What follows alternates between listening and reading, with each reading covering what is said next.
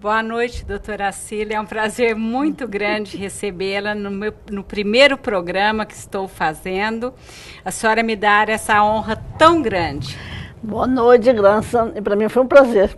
É a maneira que eu posso demonstrar a você o afeto e a admiração que eu tenho para sua pessoa. Barretos deve muito, doutora Cília, por tudo que a senhora tem feito por nós. Gostaria que a senhora falasse um pouquinho da sua vida, da sua juventude.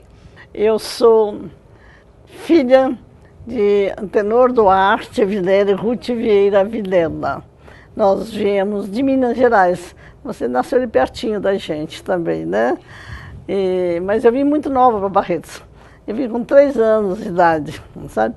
E me considero barretense.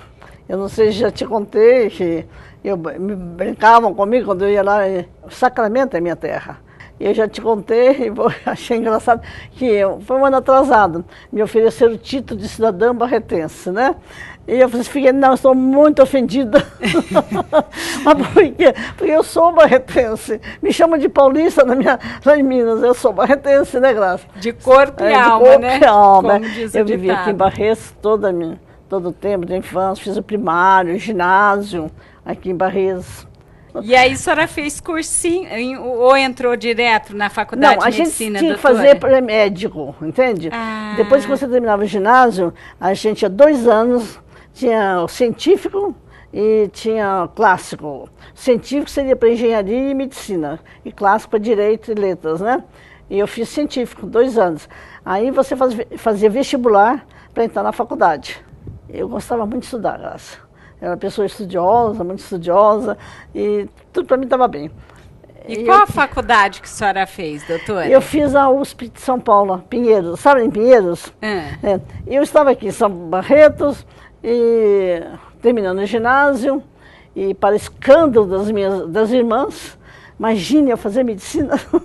Naquela época era uma carreira só para homens, né, não, doutor? Não, antes de mim, o doutor Galvão me dizia, anteriores a mim, bem anterior, que na turma dele tinha 1, 2 mulheres, mas na minha turma já tinha mais 10, 15, sabe? Doutora, agora a senhora vai falar um pouco para todos que estão nos ouvindo sobre essa grande história de amor entre a senhora e o doutor Paulo Prata. Como é que vocês se conheceram?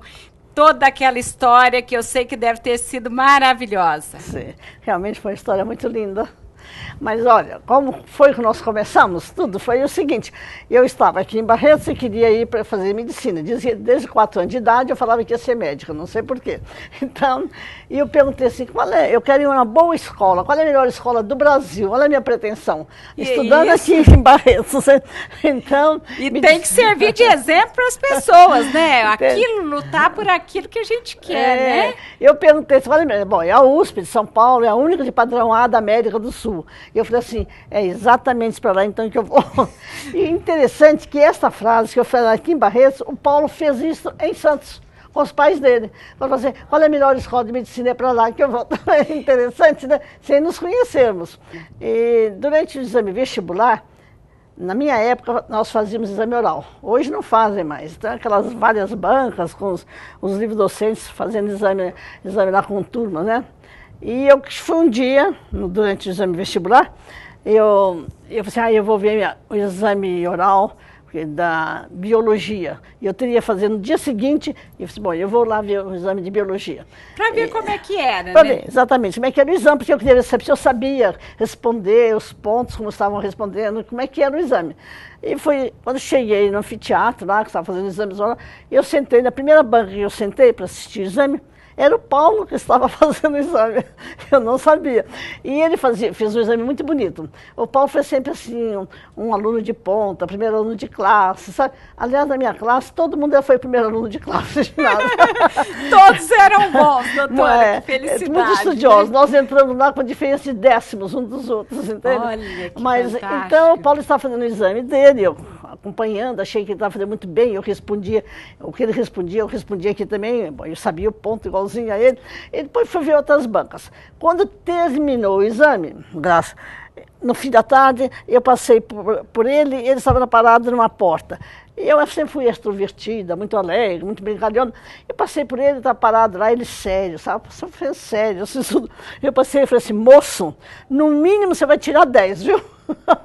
Ele chegou na casa dele e a mãe dele perguntou, você foi bem? Ele disse assim, a mamãe, uma moça passou por mim e disse que no mínimo eu ia tirar 10. E eu fui para minha casa. Cheguei na minha casa, minha companheira de quarto, eu morava num pensionato, uma Diniz aqui de Barretos. Então, ela me perguntou, Cida, você foi bem no exame? Eu disse, não, filha, eu não fiz exame hoje. Hoje eu fui ver os exames dos outros para eu fazer amanhã. E ela me disse, bom, então não aconteceu nada de bom, né? Nada de importante. Aconteceu sim. Eu conheci o rapaz que eu vou me casar com ele.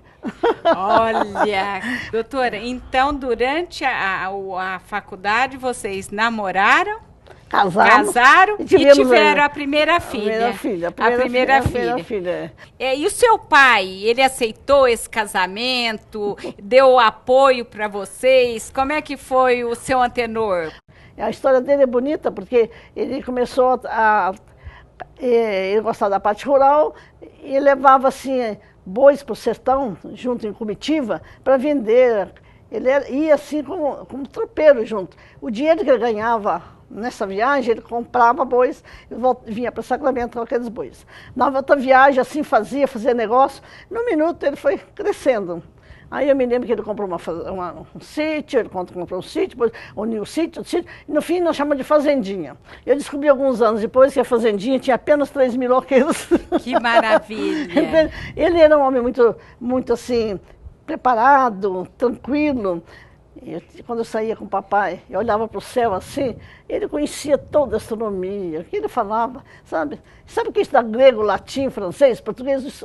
Tudo ele fez isso para a escola dele, era muito forte. E o que a senhora disse, ele faz o que ele queria. E quando a gente faz o que gosta, o que ama, a gente faz muito bem feito. Isso mesmo. E ajudou os outros, porque quando a senhora está bem consigo mesma, a senhora está bem com os outros. E por isso que aquelas pessoas que conviveram, que ajudaram, também saíram beneficiadas, né? Ele sabe o que acontece, estava lá em Sacramento, nessa caminhada, quando um parente dele se antenou, o Sacramento é muito pequeno para você.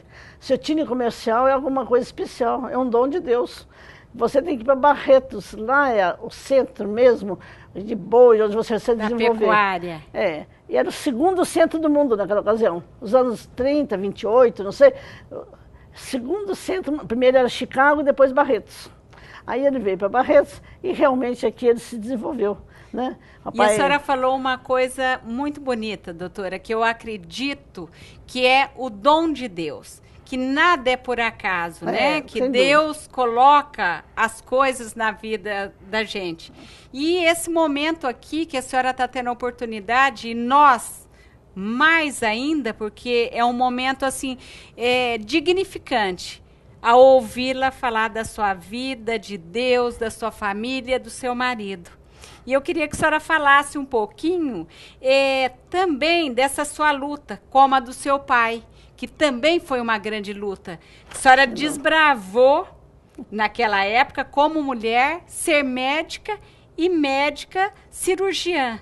Gostaria que a senhora contasse um pouquinho para nós sobre isso. Sabe o que acontece? Quando eu me formei, eu vou dizer para você, papai, não é normal isso, os pais são vaidosos dos filhos. Ele queria que a filha médica e o genro médico viessem ficar perto dele em Barretos, não é mesmo? E nós dissemos, não, Barretos é muito quente, papai não quer ir lá não. E eu estava assim com aquela medicina você sabe, de grande centro, de USP, né? Então, quando vinha no interior, eu achava estranha a maneira com que eu trabalhava na Santa Casa, nas Santas Casas. Meu Deus do céu, é bem diferente o padrão, né? E eu disse, não quero trabalhar, ser médico no interior de jeito nenhum. Papai dizia assim, não, papai, não vamos para Barretos, não. Eu quero ficar em São Paulo, nós queremos fazer carreira universitária. E ele brincava como bom fazendeiro, vocês querem ficar na teta da sabedoria. Entende? Muito bom.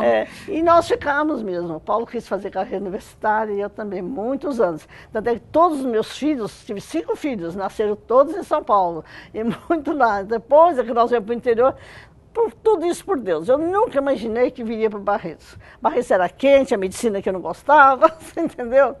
Bom, mas não era esses os planos de Deus. Entende? Os planos...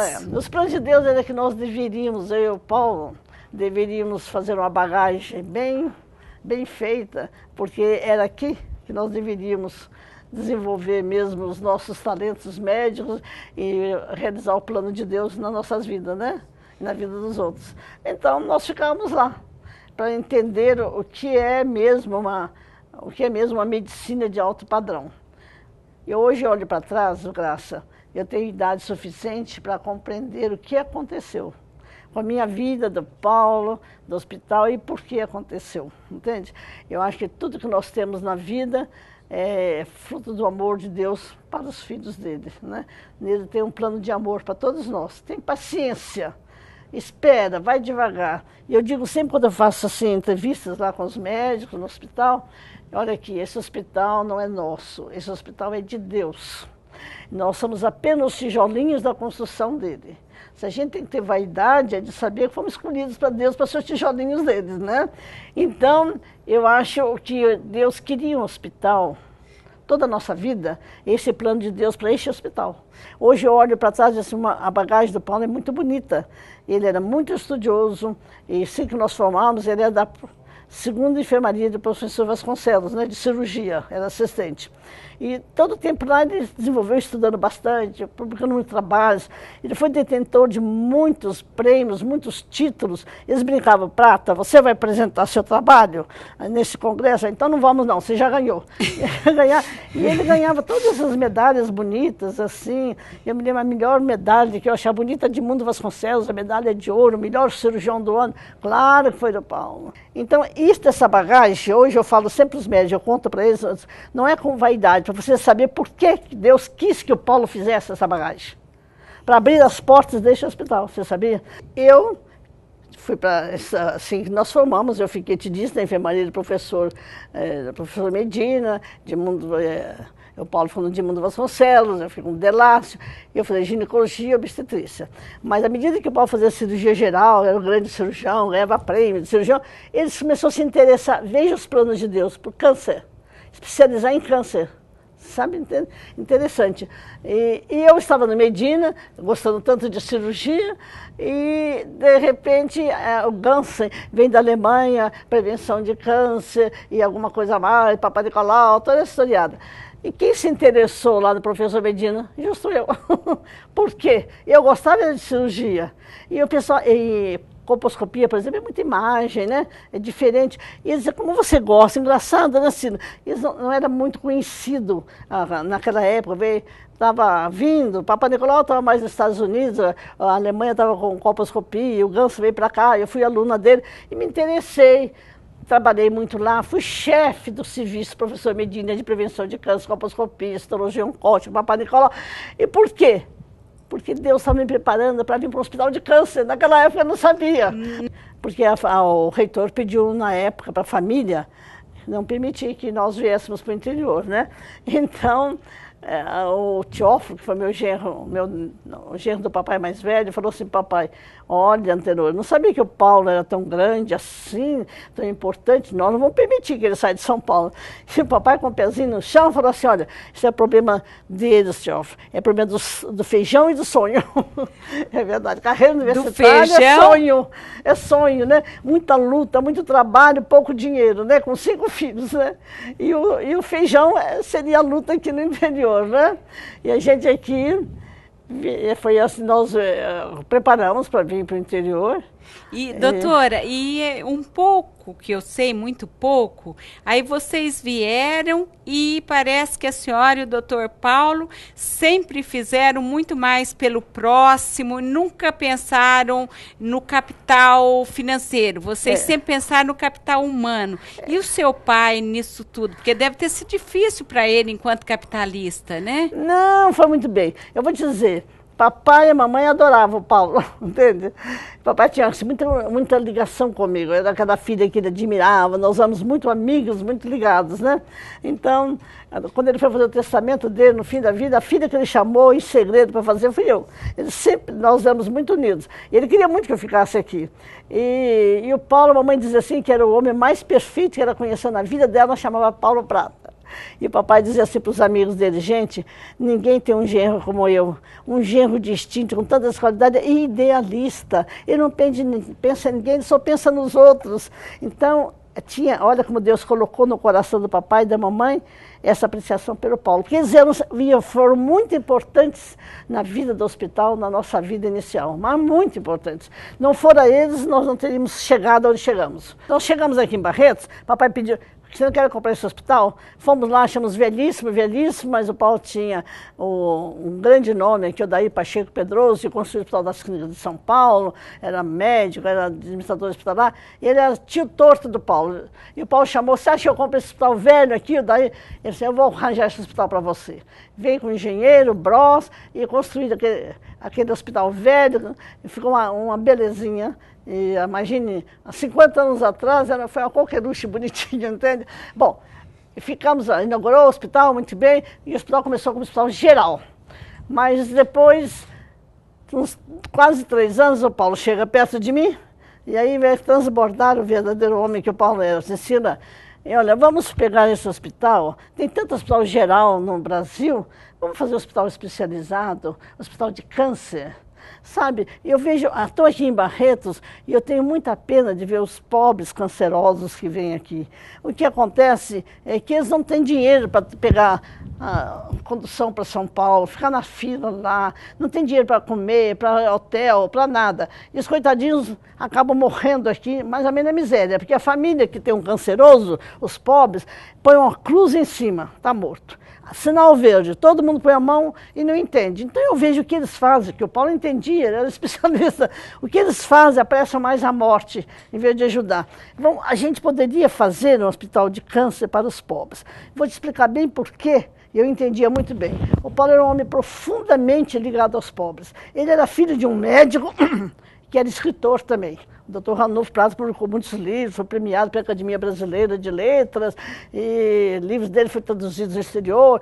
Então era um homem muito competente, e era um radiologista, que foi mandado para Santos, porque Santos pediu Caminha, o grande nome de radiologia do Brasil naquela ocasião, manda um assistente aqui, que nós Santos não temos um radiologista bom. E ele foi para lá, e o Paulo tinha 2 meses, e o Paulo se criou lá. Ele nasceu em Mirassol por acaso, então ele dizia que era santista. Eu disse, não, igualzinho meu caso, você nasceu em Mirassol.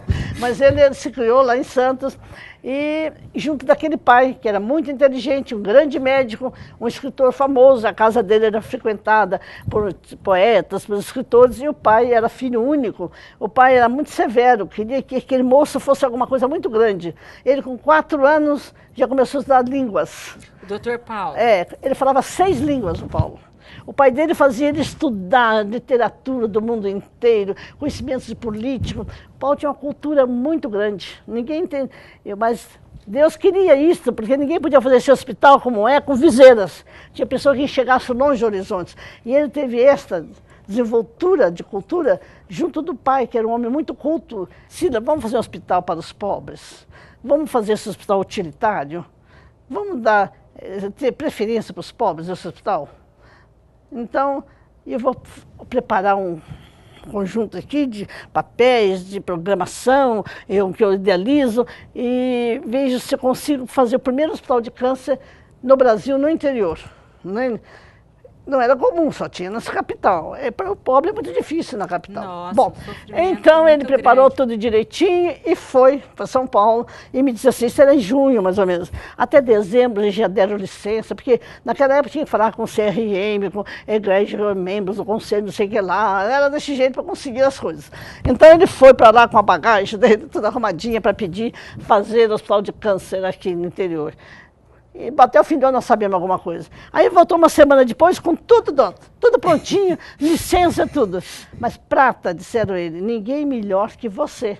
Veja, com os teus títulos, com aquela tese sua, olha, os títulos seus, o seu preparo científico, o que você é como profissional, como pessoa, ninguém melhor que você para começar o hospital de câncer no interior. Eu contei toda a história do Paulo, dos prêmios dele, porque foi isso assim, para dizer que Deus queria a gente lá para isso. E, sobretudo, nós fazíamos a carreira universitária todo o tempo para a gente entender. Eu falo sempre assim, olha, Eu chupo jabuticaba e tenho saudade de jabuticaba, porque eu conheço jabuticaba. Mas aquela fruta da Europa que eu nunca chupei, eu não tenho saudade. Então, nós tínhamos que passar por uma rede universitária exagerada, de muito estudo, de trabalhos, para que o Hospital que Deus queria aqui em Barretos tivesse cunho universitário. Nós tínhamos que viver a carreira universitária lá para transferir. E hoje o nosso hospital é assim. O tipo todo universitário. O Paulo colocou, só pode frequentar o meu hospital quem tem título de especialista ou título universitário. E os médicos que entram, nós damos 3 anos para você fazer título universitário. Mestrado, doutorado, vai ainda assim. Doutora, eles sabem disso. Isso é o que a senhora disse. Só interrompendo um minutinho para que o nosso público compreenda bem a importância de todo aquele preparo, daquele momento, para chegarem aqui, comprarem o hospital, onde a senhora disse que tinha jabuticabeiras. Eu vou chegar lá no jabuticabeiras para você. E o início da máquina de cobalto, né? Que foi claro, o início. Quando o Paulo quer que eu falo. Então, o que acontece é que a gente veio para cá e vamos começar. Mas quando nós começamos, o Paulo disse o seguinte, para entender o que você quer que eu fale de jabuticabeiras e bomba de cobalto. O problema é o seguinte, o Paulo disse assim, olha, eu quero que nosso hospital seja essencialmente para os pobres. A pessoa mais importante do meu hospital vai chamar o paciente pobre. Então, nas nossas reuniões, quando começava o hospital, eu achava bonito, que ele falou assim, qual é a pessoa mais importante do hospital? Na primeira reunião, doutor Paulo, doutora Cila. Absolutamente não. Quem é importante aqui no hospital, a pessoa mais importante chama-se o paciente. Vocês estão aqui e eu estou aqui pelo paciente. Olha que maravilha, que exemplo de vida. O paciente é o mais importante. E essa filosofia continua. Olha, eu estava falando para você sobre o hospital, que o Paulo começou a dizer que o paciente era o mais importante. Quando eu fazia as reuniões dele, a pessoa mais importante, já sabiam responder. Era um coroa paciente. Psicologicamente falando, ele que punha... E ele dizia sempre, olha, eu quero que vocês tratem meus pacientes com muito amor, com muito carinho, né, beijando e abraçando, faça pelo meu paciente o que você gostaria que fizesse para você, para o seu filho, para sua mãe, para o seu pai, para você mesmo. Assim é que eu quero que trate meu paciente. Então, se você não tiver condições disso, não tiver carisma para isso, não é o seu lugar. O meu hospital não é o seu lugar. Procure outro lugar, mas é um hospital onde possa existir carinho e amor para os pacientes meus. Bom, e então, isso era de comum acordo, né, doutora? Claro, porque é o pensamento da senhora também, então, vou dizer, né? Todo tempo eu quando faço entrevistas com o meu pessoal lá, e eu dizia para ela, não me desafie na nossa orquestra de amor, por favor, se você não tem condições de tratar o paciente como nós queremos, né? E a gente fez aquela caminhada grande do hospital, mas eu vou te contar, com muita luta. Naquela época de APTEC, APC, e não pagava a gente cada 6 meses, 8 meses, a gente ficava desesperada com dinheiro, porque eu tinha que pagar mensalmente comida, remédio, médico, funcionários. O dinheiro não chegava, então a gente ia no banco, tirava dinheiro a juros, você entende? Quando chegava o dinheiro 6 meses depois, já dava os juros e lavava já lá em cima. E a gente ficava endividado, né? A minha luta do Paulo foi muito grande financeiramente, mas Deus não desampara. Que o nosso grande cineu, nossa grande bengala chamou Antenor Duarte e Ruth Duarte, meus pais. Eles eram apaixonados pelo casal e ajudavam em tudo, endossavam. Papai brincava com o Paulo assim, quando ele queria brincar, doutor, tá feio, né? Estamos devendo muitos bancos, muitos particulares. Vamos limpar a área do hospital? Chegava, pagava todas as contas, todos os atrasados nossos. Uma vez ele disse assim, Paulo, estamos livres agora, né? Uma das vezes. Ele falou assim, estamos livres agora, não estamos devendo a ninguém. Ai, se eu fiquei com vergonha. Era 200, por exemplo, eu falei que era 100. Ai, Paulo, nós estamos devendo do mesmo jeito. Mas o papai era muito bom, muito inteligente, a mamãe também. Uma vez ele veio do Mato Grosso e foi nos visitar no hospital. E o Paulo, vem aqui, eu vou mostrar para o senhor a casa-mata da bomba de cobalto que nós estamos fazendo. Homem inteligente, agora o papai, ele olhou aquele monstro de cimento armado, assim, pronto, eles vão encarar lá, já vai entrar no...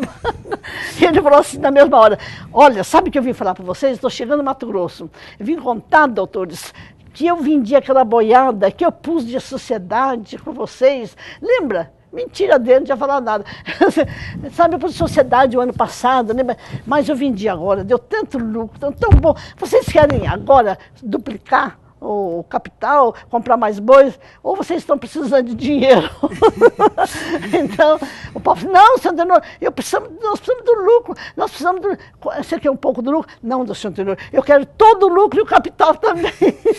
Eu me lembro, papai saiu daqui, lá, veio aqui para o centro da cidade, olhar os cafés dos amigos deles, fazendeiros, eles me contaram depois que ele falou assim, gente, vocês não têm o que eu tenho de especial na minha vida. Eu tenho um genro, eu tenho uma filha, um genro. Vocês não podem imaginar o que eles são idealistas, só pensam, em vez de ficar zangado, pelo dinheirão que nós estamos gastando, só pensa nos pobres, só pensa nos outros, não pensa...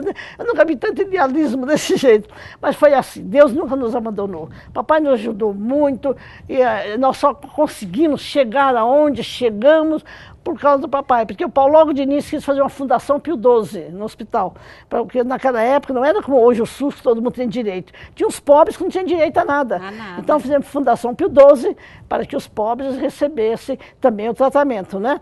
E com isso, a gente, no fim, pegamos o nosso hospital tão querido, alugamos, entre aspas, para a Fundação Pio XII, porque a Fundação tinha que ter um hospital, que nunca, nunca pagaram nada, né? Até hoje está alugado para a Fundação Pio XII. Então, doutora, vocês eram almas gêmeas mesmo, parece que era um pensamento muito igual. Isso eu ia te falar para vocês. Sabe o que acontece? Toda essa dificuldade... O Paulo dizia sempre, sabe, Cida, Deus nos preparou não só como médicos, mas ele nos deu alguma coisa muito grande, um grande amor entre nós dois. Nunca nós nos ferimos. Foi um amor e uma paixão que... Faltava 8 meses para fazer 50 anos de casado, e eu tenho uma moça lá em casa que falou assim, doutora Cida, não suportava. Eu dizia, nunca vi um casamento igual a vocês. Nós nunca vi um grito, um desentendimento. Vocês não brigam? Nos perguntam sempre isso. Nós sempre nos respeitamos muito, na maneira de falar, no tom de voz, no olhar. Mas nos amávamos muito. Ele era muito romântico, doutora? Mas demais. Ele sabe, a vida inteira ele sabe o que acontece. Minhas filhas falam assim, mamãe, a senhora sempre nos eclipsou. A gente chegava para estar com o papai, só chegava, o papai não ligava para a gente, só queria ficar com a senhora. E era assim mesmo. Netas que falam isso, filhos, eu fingia que estava lendo revista, a vovó, estava vendo o amor do vovô com a senhora, beijando, abraçando, pegando a mão. Foi sempre assim. O Paulo foi sempre apaixonado por mim e eu por ele. Né? Doutora, e não é por acaso que nós estamos aqui e tem essa flor aqui. Isso eu vou te dizer. Por que tem essa flor aqui? A vida inteira o Paulo me mandava flores, entende? Tem casos muito bonitos. Eu me lembro quando fizemos a Bodas de Prata, não foi da Holanda, da Holanda. Holanda, ele importou orquídeas maravilhosas, vieram 25 orquídeas para as Bodas de Prata, porque o nosso grandes acontecimentos era orquídea. Mas todas as datas, o Paulo sempre me mandava orquídeas, flores, entende? Orquídeas nas grandes datas, né? E às vezes a gente... Tem um detalhe bonitinho que eu gosto de lembrar. Uma vez chegou uma conta muito grande, um buquê imenso de flores lá, sem aquele cartãozinho típico, Cida, eu te amo, Cida, eu te amo. Sempre vinha assim, todos os cartões, os anos passando, sempre assim. Então, eu falei assim, Paulo, chegou um buquê imenso para mim lá em casa, não tinha cartão nem nada, e você vai ficar enciumado, deve ser um fã muito grande meu. Está me mandando flores, você imagina, cada buquê, você não pode imaginar.